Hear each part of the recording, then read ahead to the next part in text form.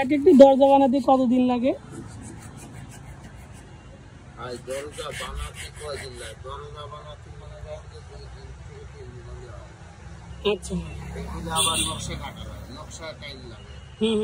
নকশা মনে করেন নকশার ঘর আছে আমার আলাদা, ডিজাইন ঘর, সেখানে কাটা হয়। সেখানে যা মনে করেন যে 1 দিন লাগে একটু নকশা করতে। আচ্ছা, এই খাট বা এই দরজাটা বানাইতে কতদিন লাগতেছে? আজকে কতদিন চলে?